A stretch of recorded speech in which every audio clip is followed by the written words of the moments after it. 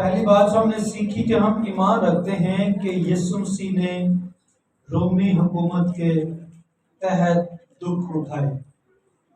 और दूसरी बात हमने सीखी, यहूदी सरदारों ने यीशु मसीह को रोमी हाकम के हवाले किया। और फिर तीसरी बात हमने सीखी कि हम ईमान रखते हैं कि पिलातुस हाकम भी यीशु मसीह में जुर्म ना पा सका। और चौथी बात हमने सीखी कि यीशु को सजा देने के लिए यहूदी सरदारों ने रोमी हाकम पर दबाव डाला।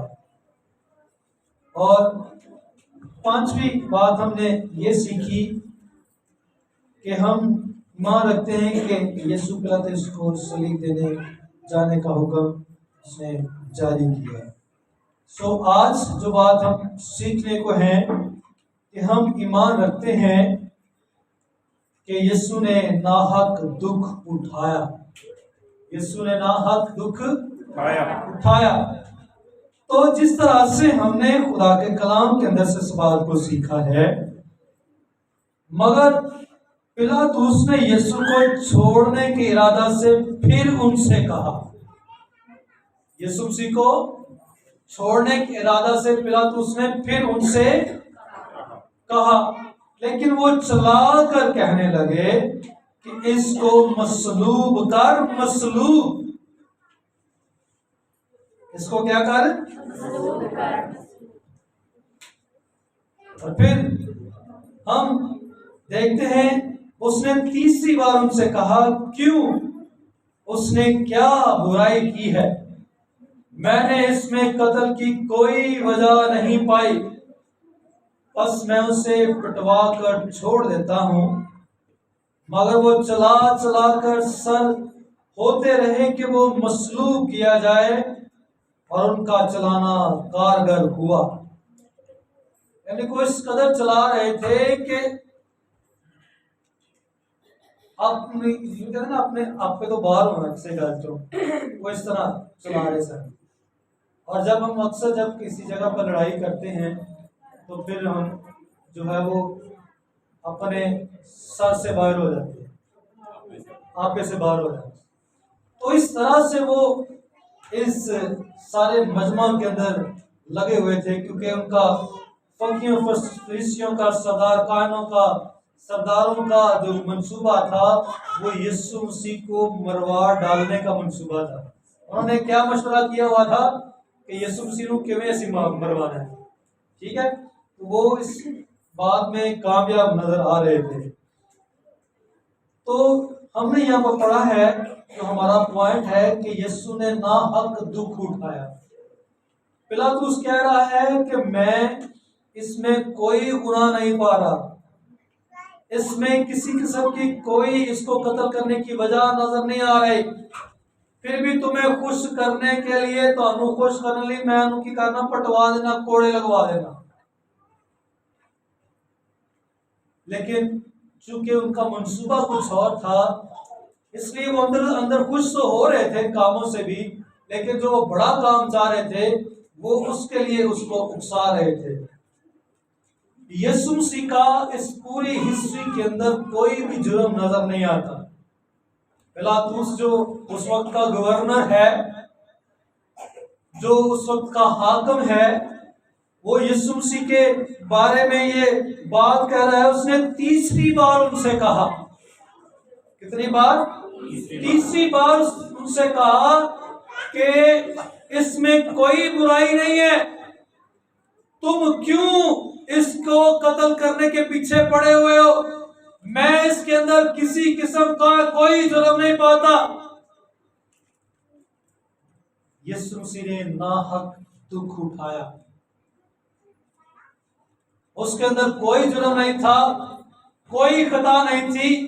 शरीयत के मुताबिक भी और रोमी हुकूमत के मुताबिक भी किसी भी तरह से यीशु मसीह को गिरफ्तार नहीं किया जा सकता था, उस पर मुकदमा नहीं चल सकता था, उसे मारा नहीं जा सकता था, उसे कोड़े नहीं लगाए जा सकते थे। कोई ऐसा गुनाह, कोई बुराई अच्छाई उसकी जिंदगी के अंदर नहीं नजर आ रही थी, जिसकी वजह से, जिसके सबब, जिसके बायस उसका कत्ल किया जाता या उसको मसलूब किया जाता। लेकिन यीशु मसीह को नाहक दुख उठाना पड़ा। यीशु मसीह को नाहक दुख उठाना पड़ा। हमारे पाकिस्तान का कानून भी कुछ इस तरह से है। रोम की हुकूमत जो थी, रूमी जो लोग थे, सिपाही थे, हुकूमत थी, उसके साथ जो लोग जुड़े हुए थे, फकीर, फरीसी, सरदार का, वो सब जो जिनकी बड़ी चलती थी, जिनका कैसर बादशाह के साथ बड़ा ताल्लुक था, जो पिलातुस को भी धमका रहे थे, धमकियां दे रहे थे, दबाव डाल रहे थे, वो यीशु मसीह को नाहक दुख उठाने में उनका बड़ा हाथ। यीशु मसीह के अंदर कोई जुर्म नहीं था। पिलातुस जो हाकिम है वो बार बार इस बात को कह रहा है, मैं इसके अंदर कोई बुराई नहीं पाता जिसकी वजह से इसको कत्ल किया जाए, लेकिन फिर भी तुहानू खुश करने वास्ते मैं उनकी कारनामा कोड़े लगवा देना। यीशु मसीह ने नाहक दुख उठाया, यीशु मसीह को नाहक मारा गया। सातवीं बात जो हमारे लिए है, हम ईमान रखते हैं कि यीशु दुनिया की तारीफ में एक फर्जी किरदार नहीं बल्कि हकीकी शख्स है, हकीकी शख्सियत है। हम पिलातुस का नाम जो है वो इस हिस्ट्री के अंदर लेते हैं जिसमें खुदावन यीशु मसीह को मसलूब किया गया, खुदावन यीशु मसीह के दुख हमें नजर आते हैं। वो हाकिम रहा, वो गवर्नर रहा। इससे ये जाहिर होता है कि यीशु मसीह कोई फर्जी शख्सियत नहीं था, नहीं है। फर्जी तौर पर मिसाल है, जिस तरह से टार्जन बनाया गया है, जैसे एक हकीकी शख्सियत हमें नजर आती है जिसके साथ ये सब कुछ हुआ। वो हकीकत में मसलूब किया गया, वो हकीकत में दुख उठा गया, वो हकीकत में हमारे लिए जलील और रुस्वा हुआ। वो फर्जी शख्सियत नहीं है कि उसको कहा जाए कि ये मन घड़त कहानियां हैं, बातें हैं, ये अपने को कड़ियां या गल्ला। ये वो बातें नहीं है, फर्जी बातें नहीं है, ये हकीकत है। इसके अंदर जो भी बात हम सीख रहे हैं या कर रहे हैं, कलाम के अंदर लिखा है, वो सारी बातें हकीकत हैं।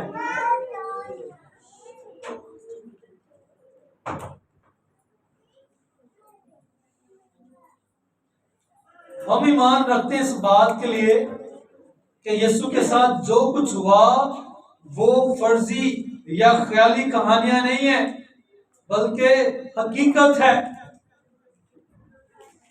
क्या है वो? हकीकत है, फर्जी बातें नहीं है। और इस हकीकत में हम देखते हैं कि सचमुच उसको सताया गया, सचमुच उस पर मुकदमा हुआ, सचमुच उसको कोड़े मारे गए, सचमुच उसको थप्पड़ मारे गए, सचमुच उसके सर पे कांटों का ताज रखा गया, सचमुच उसके कपड़ों पर पूरा डाला गया, उस पर कहके किए गए, उसके ठट्ठे उड़ाए गए और फिर उसको सलीब पर चढ़ाया गया और उसके हाथ और पांव में कील ठोक दिए गए। ये सारी बातें हकीकत हैं। इसमें किसी जगह पर भी हमें फर्जी कहानी नजर नहीं आ रही, क्योंकि खुदावंद के कलाम के अंदर हम इस बात को सीख रहे हैं कि उसके इस काम करने के वसीला से, उसकी जान देने के वसीला से हम नजात पा चुके हैं। और याद रखिएगा, बहुत सारी दुनिया ये ख्याल करती होगी कि ये शायद फर्जी और कहानियां मन घड़त बातें हैं, लेकिन खुदा का कलाम हमें सिखाता है कि ये एक हकीकत है।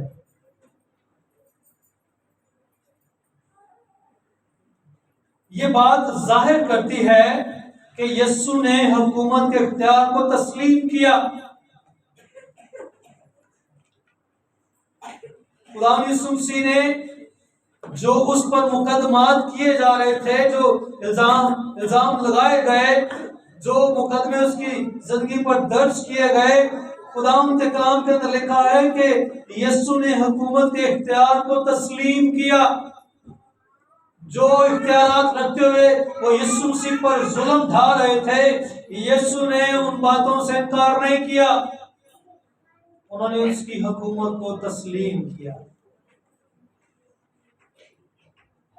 पिलातुस ने यीशु मसीह पर अपना रोब जमाने की कोशिश की कि तू नहीं जानता कि मुझे तेरी जान लेने का भी इख्तियार है और तुझे छोड़ देने का भी इख्तियार है।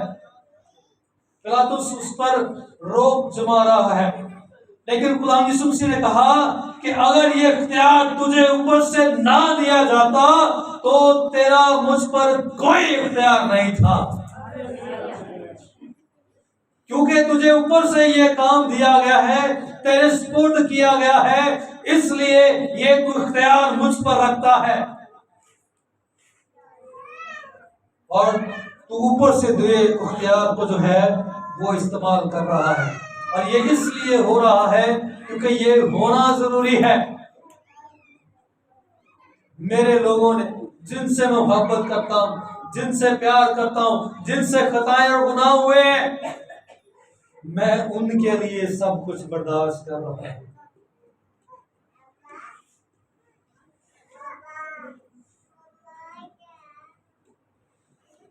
कलाम में सिखाता है कि खुदा की तरफ से हुकूमतें जो है कायम होती हैं, तो ये हुकूमत भी उस वक्त खुदा की तरफ से कायम की गई, जिसको इख्तियार दिया गया कि वो यीशु मसीह के साथ इस तरह का सलूक करे।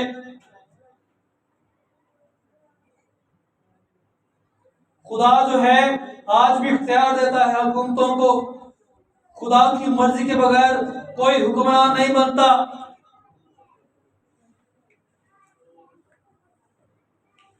और यीशु मसीह ने पिलातुस को हाकिम तस्लीम किया।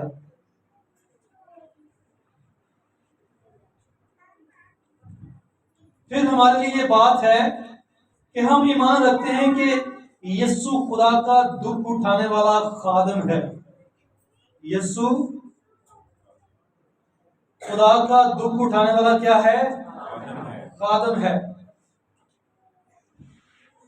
अगर हम यशायाह 53 बाब को पढ़े तो इसके अंदर हमें पूरी तफसील मिलेगी कि किस किस तरह से यीशु मसीह ने दुख उठाए या उठाएगा।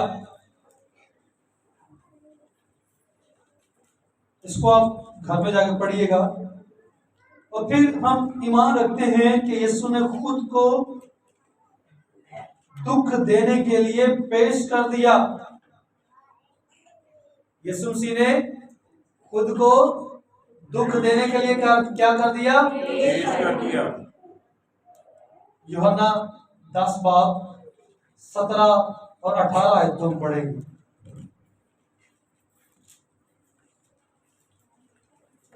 खुदाम यीशु मसीह को कोई मजबूर नहीं था कर सकता।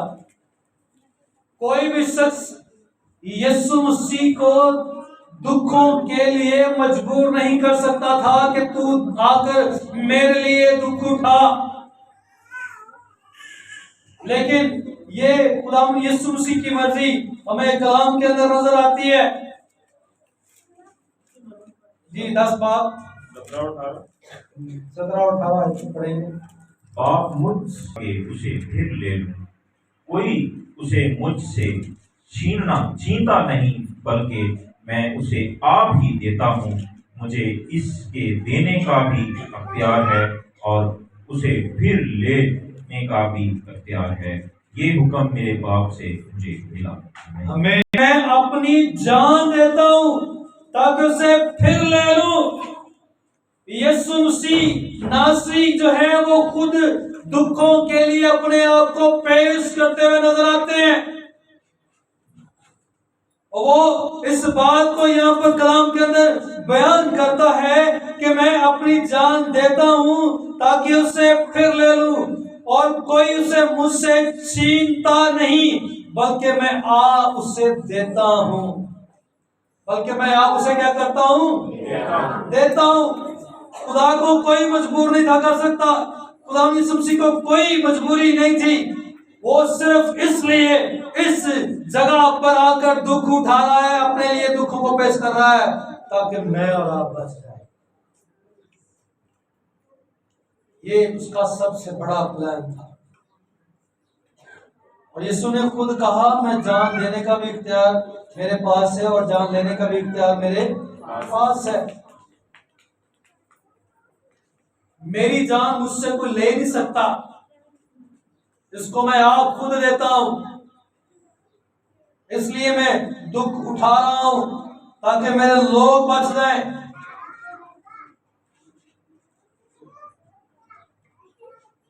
और कलाम के अंदर लिखा है कि इब्ने आदम इसलिए आया कि अपनी जान को तेरों के लिए फिदिया में दे दे। खुदा यीशु मसीह खुद दुखों के लिए अपने आप को पेश कर रहा है ताकि बतेरे उसके दुख उठाने के स्वभाव से निजात पा जाए, हमेशा की जिंदगी के वारिस बन जाए। आज हम खुदा यीशु मसीह पर जब ईमान रखते हैं तो खुदा यीशु मसीह के ऊपर ईमान रखने से कि वो हमारे लिए दुखों को सह गया, हमारे लिए उसने अपना आप पेश कर दिया, अपनी मर्जी से अपना आप उसने पेश कर दिया, और जिसकी वजह से आज हम खुदा के हुजूर महफूज हैं। नहीं तो गुनाहगार को जब सजा दी जाती, जो सजा यीशु मसीह ने दी, असली गुनाहगार सा अगर सानू दी जाती तो फिर क्या होना था? हम बर्दाश्त नहीं कर पाते। साथ साढ़े को एक कंडा भी बर्दाश्त ना होता। ऐसा ही है ना, सुई बज जाए, केले बज जाए या कुछ और हो जाए, हल्की सट आ जाए, मेरे तो वैसे ही बेचारे बेहोश हो जाए, क्या ख्याल है? लेकिन खुदा यीशु मसीह ने हमारे लिए ये सब कुछ किया, और इतनी अजियतें बर्दाश्त की कि हम देखते हैं कि किस तरह से उसको पकड़ा गया, किस तरह से उसको उस पर सियासतें हुई, किस तरह से उसको मारा कूटा गया। और मेरे ख्याल में ये एक दिन की बात तो नहीं होगी, पहले कई दिन तो मुकदमे चलते होंगे इसके साथ, फिर वो उस जगह तक आया होगा जब इसको मसलूब किया जाए। तो ये सारा कुछ मेरे और आपके लिए उसने अपने आप को पेश कर दिया। उसने अपने आप को पेश कर दिया और खादम की सूरत अख्तियार। क्या यीशु मसीह जो आसमान और जमीन का इख्तियार रखने वाला है, क्या रोम की हुकूमत उसका कुछ बिगाड़ सकती थी? नहीं, बिल्कुल नहीं थी बिगाड़ सकती।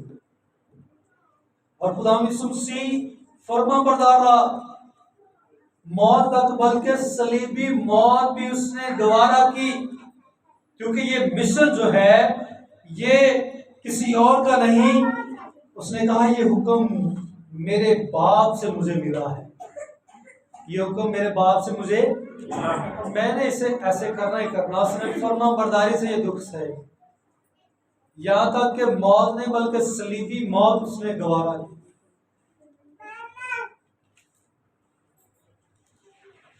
और वो इस तरह बेचैन था इस काम के लिए कि वो अपने शागिर्दों को बार बार कह रहा था, आओ बैतलहम चले, यरूशलेम को चले, जरूर है कि वहां इब्ने आदम दुख उठाए और गैर कौमों के हवाले किया जाए, ऊंचे पर चढ़ाया जाए, दफनों फिर जी उठे। बाइबल में लिखा है कि यीशु को जब गिरफ्तार करने आए गतसमनी बाग के अंदर, तो यीशु ने कहा कि किसको ढूंढते हो? यीशु ने कहा किसको ढूंढते हो? तो उन्होंने क्या? यीशु को। कि क्या? यीशु ने सवाल किया कि किन्नू लभदे फिरदे हो? ते उन्हें की क्या पता क्या लगे। तो तब यीशु ने कहा ना कि मैं हूं। जब उसने कहा कि मैं हूं और ये अल्फाज सुनते ही वो जितने पकड़ने वाले आए हुए थे वो सब धड़ाम से गिर गए कि ओ यीशु मसीह जिहड़ा साडे नाल फेरदा रहा, तालीम देता रहा, आज ਅਸੀਂ ਨੂੰ गिरफ्तार कर लिया है। और वो ये वो खुदा है जिसको हम पकड़ने और उसको मसलूब करने के लिए आए हैं। और वो उसके इस रूप को देखकर जब उसने कहा कि मैं यीशु हूं, तो वो इन अल्फाजों को बर्दाश्त ना कर पाए और वो जितने उसके पकड़ने वाले आए थे सब जमीन पर गिर गए। ये उनमें ये दो अल्फाज जो सुनने की बर्दाश्त नहीं थी कि मैं यीशु हूं, तो वो किस तरह से उनकी कैसी जुर्रत थी कि वो यीशु मसीह को दुख देते, सलीब पर चढ़ाते, मसलूब करते। ये सब खुदा यीशु मसीह ने खुद को पेश किया, खुद को दुख उठाए, क्योंकि उसने बाप के उस हुक्म को पूरा करना था जो उसे मिला था।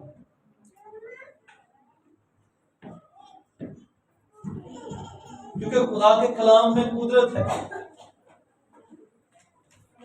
खुदा के कलाम में क्या है? यीशु मसीह को, अगर यीशु मसीह खुद को हवाले ना करते तो उसको कोई भी पकड़ नहीं सकता था। उसने खुद को उनके हवाले किया। फिर हम ईमान रखते हैं कि यीशु ने हमको नाराजों की खातिर, हम नाराजों की खातिर दुख उठाया। यीशु मसीह ने क्यों दुख उठाया? क्योंकि हम नाराज लोगों की वजह से, हम नाराज लोगों की खातिर यीशु मसीह ने दुख उठाए। वो दुख जो हमें सहने थे, वो हमारे गुनाहों की जो सजाएं थी हमें मिलनी चाहिए थी, लेकिन उसने वो अपने ऊपर उठा ली।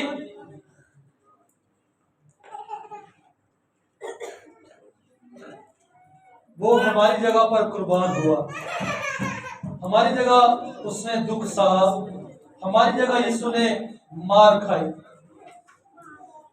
लेकिन आज हम इस बात को सोचते हैं, जब हम इस पूरी हिस्ट्री को, इस सारी सच्चाई को सुनते हैं, जानते हैं, थोड़ी देर के लिए हम खुदा के इमोशनल होते हैं, लेकिन कुछ ही पल जो है, कुछ ही वक्त जब हमारी जिंदगी से गुजरता है, हम उसकी सारी कुर्बानी को भूल जाते हैं।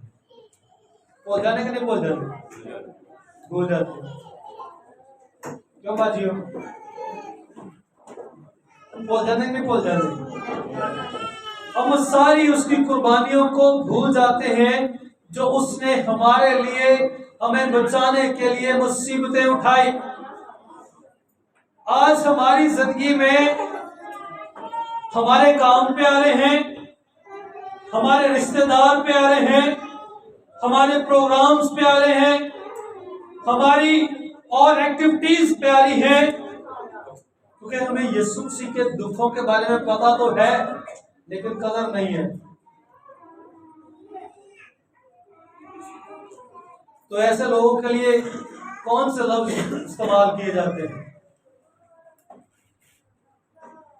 कि हम इससे इस कदर मोहब्बत रखते हैं, लेकिन इसको हमारी कदर नहीं है। तो यीशु मसीह ने मेरे से आपसे ये मोहब्बत रखते हुए कुर्बानियां दी हैं। वो कुर्बान हुआ है, उसने दुख उठाए हैं। तो अगर आज हम उसको भूलकर, उसकी कुर्बानियों को भूलकर अपनी जिंदगियों पर या अपने प्रोग्राम्स पर, अपनी एक्टिविटीज पर ज्यादा ध्यान देते हैं, तो फिर हम बावफा नहीं है। हम क्या है? तरसी की है, तरसी की है, हम फिर बावफा नहीं है। तो खुदा इस तरह के लोगों की तलाश में है जो उसकी कुर्बानी को सराहे, ताकि निजात उसकी जिंदगी के अंदर आए। अगर हमारी जिंदगियों कितने साल जमीन पर गुजर गए हैं, हम हर साल ईस्टर भी मनाते हैं, खुदुरा त्योहार मनाते हैं, गुड फ्राइडे मनाते हैं, लेकिन हमें खुदा की इस कुर्बानी के बारे में ज़्यादा एहसास नहीं होता, तो फिर हमारे लिए अच्छी बात नहीं है। हमारे लिए दुख और अफसोस की बात है कि हम खुदा यीशु मसीह के जो उसने दुख उठाए हैं उसके बारे में जांचते हुए भी, जानते हुए भी हम उसकी इज्जत और कदर नहीं करते। तो याद रखिएगा, यीशु मसीह के बगैर हम खुदा की बादशाही का हिस्सा नहीं बन सकते। तो हम उससे जुदा होकर कुछ भी नहीं कर सकते। हम उससे जुदा होकर एक कामयाबी नहीं हंसिएगा। तो अगर आप उसकी कदर नहीं कर रहे, उसके दुख उठानों की कदर नहीं कर रहे, तो आज के बाद हमें जरूरत है कि हम उसके दुख जो है अपनी जिंदगी के अंदर हमेशा याद रखें और कभी भी उसके इस दुखों को, इस कुर्बानी को ना भूलें। आमीन।